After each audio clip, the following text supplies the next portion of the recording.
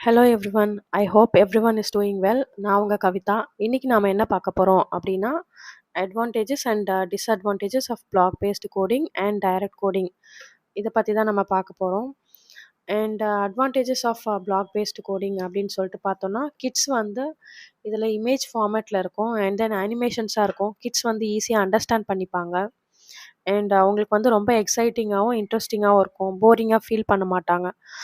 And இது வந்து பார்த்தீங்கன்னா, கான்செப்ட் வந்து ஈஸியாக அண்டர்ஸ்டாண்ட் பண்ணிப்பாங்க பிளாக் பேஸ்டு கோடிங்கில்.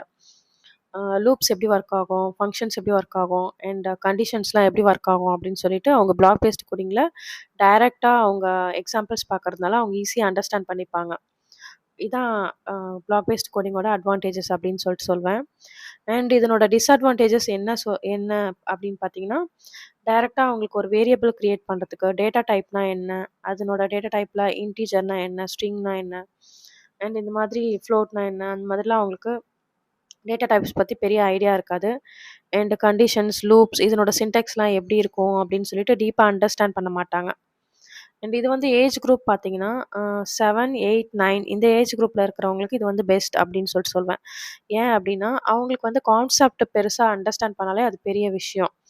அவங்களுக்கு டைரெக்டாக கோடிங் பண்ணணும்னு அவசியம் இல்லை. அந்த வயசில் அவங்க கான்செப்ட் அண்டர்ஸ்டாண்ட் பண்ணுறதே அவங்களுக்கு பெரிய விஷயம் அப்படின்னு சொல்லிட்டு சொல்வேன்.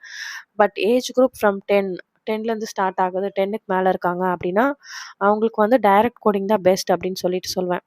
ஏன் அப்படின்னா, அவங்களுக்கு வந்து டைரெக்டாக கோட் பண்ணும்போது அவங்களுக்கு தெளிவாக புரியும். சின்டெக்ஸ் எப்படி வந்து இருக்கணும், அதனோட ஒரு வேரியபிள் டிக்ளரேஷன்னா எப்படி இருக்கணும், லூப்னா என்னென்ன சின்டெக்ஸு, ஒரு ஃபங்க்ஷன் எப்படி ஒர்க் ஆகும்.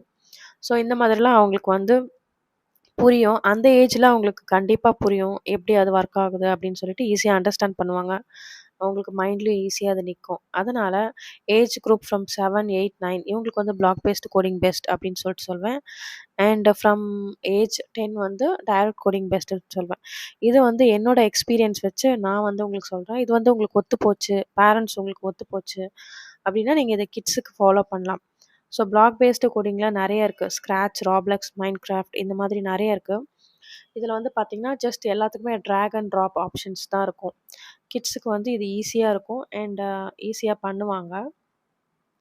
And then from age group 10 வந்து பார்த்திங்கன்னா அவங்களுக்கு வந்து web development and basics of python இந்த மாதிரி கோடிங் வந்து அவங்களுக்கு ஈஸியாக இருக்கும். வெப் டெவலப்மெண்ட்டும் அவங்களுக்கு வந்து ஈஸியாக இருக்கும். ஏன்னா அவங்க டைரெக்டாக ஒரு அவுட்புட் பார்ப்பாங்க, கலர்ஃபுல்லான ஒரு அவுட்புட்டை பார்ப்பாங்க. So web development is also a good idea for kids. நான் வந்து கோடிங் கோர்ஸ் ரிலேட்டடாக கிட்ஸ்க்காக அப்லோட் பண்ண போகிறேன். ஸோ இந்த சேனலை சப்ஸ்கிரைப் பண்ணிக்கோங்க அண்ட் சேனலை சப்போர்ட் பண்ணுங்கள். நம்ம நெக்ஸ்ட் வீடியோஸில் பார்க்கலாம். தேங்க்யூ. தேங்க்ஸ் ஃபார் வாட்சிங்.